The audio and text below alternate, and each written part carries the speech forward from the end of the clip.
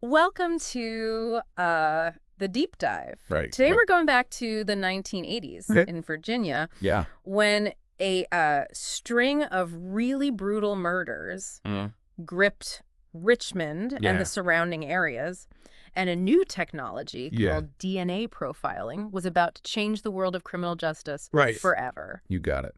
Have you ever heard of Timothy Wilson Spencer, Oh, yeah? Southside Strangler? Familiar with that one? Well, that's who we're diving into today. All right. And trust me, you are in for a wild ride. It's a case that Yeah. really kind of reads like a textbook example Mm-hmm. of how forensic science evolved Yeah, and how its evolution had a ripple effect, not just on catching criminals, right. but on freeing the innocent as well. Okay, so let's unpack this. Spencer's crimes were terrifying. Oh, yeah. He targeted women in their homes, often entering through windows, Right. using ligatures for strangulation.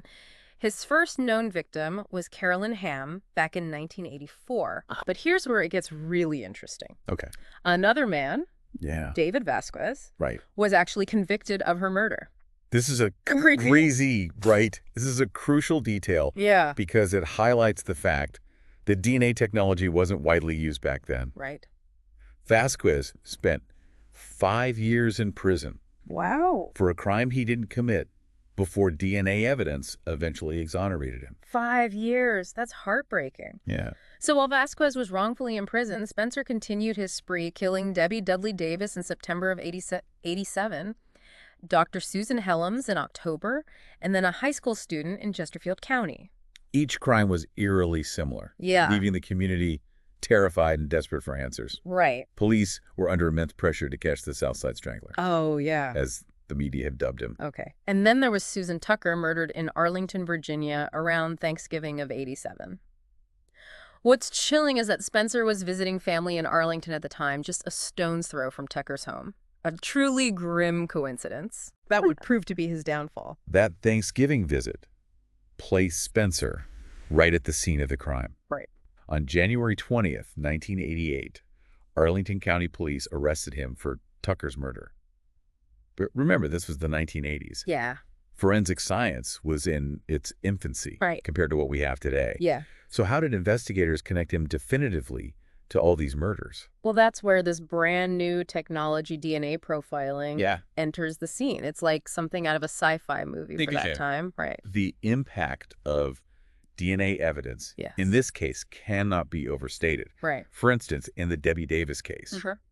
forensic analysis showed that the chances of the DNA Okay. found at the crime scene belonging to someone other than Spencer Yeah. were astronomically small. Right. 1 in 705 million. Wow. 1 in 705 million. That's not just evidence, it's a slam dunk. Exactly. Yeah. That kind of statistical certainty was unheard of at the Right. time. The DNA evidence linked Spencer not only to Susan Tucker's murder, Uh-huh. but also to the murders of Debbie Davis and Susan Helms. Wow. And crucially, it matched the DNA Yeah. in Carolyn Hamm's case, finally clearing David Vasquez's name. So this single case did two incredible things. It put a serial killer behind bars, Yes. and it set the stage for DNA evidence to revolutionize the justice system, freeing innocent people like Vasquez who were wrongly convicted. This is just the beginning of the story. Oh, wow. The Spencer case wasn't just about catching a killer. Right. It was about the dawn of a new era in forensic science. Yeah. The implications of what happened here would ripple out far beyond Virginia. You know, it's almost impossible to imagine criminal investigations today Right. without DNA evidence. Man, It's become so commonplace, thanks in large part to cases like this one. Yeah, you're... But back then, it was a total game changer. Oh, it really was. Yeah. Think about it. Yeah. This groundbreaking technology emerged from labs and research papers Right. and landed right in the middle of a high-stakes murder investigation. Yeah. The Spencer case became a real-world test of its power and accuracy. And it passed with flying colors. Yeah. At least in terms of its scientific validity, Yeah. but with any powerful new technology, especially one that delves into something as personal as our genetic code, Okay. ethical questions are bound to arise. Absolutely. The use of DNA evidence opened up a Pandora's box of ethical considerations. Right. Suddenly, we could identify individuals with incredible precision, Yeah. and that raised concerns about privacy, potential misuse, Mm. and the need for strict safeguards to ensure fairness and accuracy. For example, the creation of DNA databases used by law enforcement, Right. while incredibly useful for solving crimes, Yeah. also sparked debates about who should be included in these databases, Yeah. how the information is used, and who has access to it. Right. These are complex issues with no easy answers. You're right. There Yeah. are no simple solutions. Right. And let's not forget the possibility of errors. Mm-hmm. Even with a technology as advanced as DNA analysis, Right. human error or contamination of samples could lead to false positives, Yeah. which could have devastating consequences for an innocent person. It's a sobering reminder that even the most advanced technology is only as good as the people who use it Right. and the systems in place to ensure its responsible application. That's precisely why the Spencer case became such a landmark event. Right. It wasn't just about the science itself. It sparked crucial conversations about how to wield this powerful tool responsibly and how to balance the pursuit of justice with the protection of individual rights.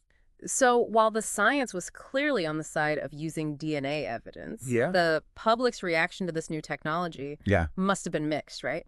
you'd be right to think so. Yeah. In the 1980s, DNA technology was unfamiliar territory for most people. Right. There were genuine concerns about privacy and the potential for misuse. Yeah. Some worried about a future where our genetic information could be used against us in unpredictable ways. It's like any disruptive technology. Yeah. There's always a period of adjustment, Okay. figuring out the boundaries and ethical guidelines. Exactly. But as more and more cases were cracked using DNA evidence, Yeah. as the science became more widely understood, Uh-huh. public support for its use in criminal investigations grew. Right. People started to see its potential not just for catching criminals, Mm-hmm. but also for exonerating the innocent, Yeah. like David Vasquez. Speaking of Vasquez, what happened to him after he was finally freed? Yeah. 5 years wrongly imprisoned for a crime as serious as murder. I know. That must have taken an immense toll. You can only imagine the psychological and emotional trauma. Right. But what's remarkable about Vasquez is his resilience. Yeah. He became an advocate for criminal justice reform, Oh, wow. tirelessly campaigning for better safeguards to prevent wrongful convictions, using his own experience as a stark warning. It's inspiring to see someone take such a horrific experience and Yeah, I turn it know. into a force for positive change. I know. It speaks volumes about his character. His story is a testament to the human spirit's ability to overcome adversity, Right. but it also serves as a powerful reminder of the fallibility of our justice system and the very real human cost of mistakes made within that system. It's a sobering reminder that while we strive for justice, Yeah. the system is run by humans. Right. And humans are inherently fallible. Yeah, but Vasquez's advocacy, Right. fueled by his wrongful conviction, Yeah. helped push the justice system towards greater accuracy and fairness. Precisely. The Spencer case, in many ways, became a catalyst for reform, prompting us to examine the system's weaknesses and push for improvements, all thanks to the brave voice of David Vasquez. You got it. And let's not forget the lasting impact of the Spencer case on popular culture. Right. It's been featured in countless documentaries, television shows, and books. Yeah. It's like this case, with all its twists and turns, became a cultural touchstone for the era of DNA technology's arrival. It's fascinating how true crime can capture the public's imagination Right. and spark important conversations. Yeah. Shows like Medical Detectives and The New Detectives often feature cases like this, Uh-huh. highlighting the role of forensic science in solving crimes. Even renowned FBI profiler John Douglas was captivated by this case. Yeah. He included it in his book Journey into Darkness, drawn to the seemingly random nature of Spencer's victims and his meticulous planning. Right. It's as though this case became a puzzle that even the most seasoned criminal minds wanted to solve. And then there's Stalking Justice Yeah. by Paul Mones, Oh, yeah. which provides a gripping account of the investigation from the perspective of Detective Joe Horkus, Right. one of the key figures in bringing Spencer to justice. I remember that book. Yeah. It was a real page-turner full of suspense and those aha moments that make true crime so compelling. It truly is. Stalking Justice takes you inside the minds of the investigators, Right. giving you a real sense of the pressure they were under Yeah. and the dedication it took to catch a killer like Spencer. And of course, we can't forget the controversy surrounding Patricia Cornwell's novel Ah, Postmortem. yeah. It's believed that she drew inspiration from the Spencer case, especially the murder of Dr. Susan Helms. Right. And that sparked debate about the ethics of fictionalizing real-life crimes, Yeah. especially those as brutal and impactful as these. Right. Where do we draw the line between artistic expression and the sensitivity owed to victims and their families? Yeah. It's a complex question with no easy answers. It makes you wonder, when does a true crime story stop being just a story Yeah. and start becoming someone else's lived trauma? Yeah, It's a delicate balance, that's for sure. absolutely. It reminds us that these cases aren't just abstract puzzles to be solved. Right. They represent real people whose lives were forever altered by violence. Yeah. And that should never be forgotten. Yeah. But the story doesn't end there. Right. In recent years, Spencer's brother Travis has bravely stepped forward to share his perspective. That's right. He's appeared on shows like Evil Lives Here and Born to Kill, offering a glimpse into what it was like growing up with Timothy Spencer. It takes a lot of courage to speak publicly about something as painful as this. Yeah. Travis's willingness to share his experiences adds another layer of complexity Right. to this already multifaceted case. It's a reminder that even the most notorious criminals have families, Right. and their actions have ripple effects that extend far beyond the immediate victims. Uh-huh. It's a sobering thought. It certainly is. And it brings us back to the heart of what this deep dive is all about. Right. Exploring the human stories behind these headline-grabbing cases. Yeah. Understanding the complexities of crime and justice and grappling with the ethical questions they raise. We've covered a lot of ground today. Yeah. From the brutal murders that terrorized Richmond to the groundbreaking use of DNA evidence that led to Spencer's conviction and Vasquez's exoneration. Yeah. From the ethical debates surrounding DNA technology to the lasting impact this case has had on popular culture Right. and criminal justice reform. It's a case that continues to resonate today, Yeah. prompting us to ask ourselves, how far have we come Right. in terms of forensic science? Right. How do we balance security with individual rights? And how do we ensure that justice is served, Right. both for the victims and for those who may be wrongly accused? We'll be right back after a short off. We've been on quite a journey today, haven't we? The Timothy Wilson Spencer case is a whirlwind of twists, turns, and groundbreaking moments that truly change the face of criminal justice. It's a case that stays with you.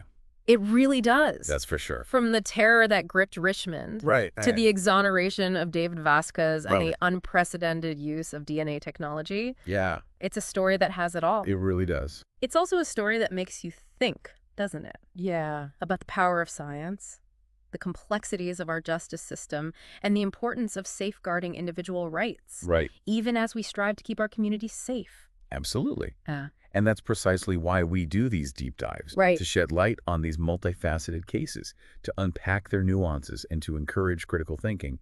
We want you, the listener, to walk away with a deeper understanding of the issues at play. So as we wrap up our deep dive into the Timothy Wilson Spencer case, we'd love to hear your thoughts. What resonated with you most? What questions are still swirling in your mind? Was it the incredible power of DNA evidence, its ability to both convict and exonerate? Yeah. Or perhaps the ethical implications of such a powerful tool, the profound impact on David Vasquez's life, Right. or maybe the way this case has become ingrained in our cultural consciousness. Whatever stands out to you, we encourage you to share your thoughts. Start a conversation with someone who might be interested in this case, or even do some further digging on your own. There's a wealth of information out there. Absolutely. And these conversations are important. Yeah. They help us grapple with tough questions and ultimately lead to a better understanding of the world around us. You got it. And as we reflect on this case, let's take a moment to remember the victims. Yes. Their lives were tragically cut short, their families left to grapple with the unimaginable pain of loss. It's easy to get caught up in the scientific details or the legal intricacies. Right. But at the heart of it all, Yeah. there were real people whose lives were forever changed by Spencer's horrific actions. Absolutely. Their stories deserve to be heard and remembered. I agree. Before we go, we want to leave you with one final thought. Imagine, if you will, that Timothy Wilson Spencer were alive today. In this era of even more advanced DNA technology, ubiquitous surveillance, and vast criminal databases, would his crimes have been prevented? Would he have been caught sooner? potentially saving lives? Yeah. Or would his crimes have taken on a new, even more technologically sophisticated form? It's a chilling thought. These are questions that challenge us to think about the ever-evolving relationship between technology, crime, and justice. There are no easy answers, but the questions themselves are worth pondering. That's for sure. As we navigate this increasingly complex world, we need to be mindful of the past, Uh-huh. learn from it, and use those lessons to create a safer and more just future. I agree. Thank you for joining us on this deep dive into the Timothy Wilson Spencer case. We hope you found it as insightful and thought-provoking as we did. Yes, thank you for listening.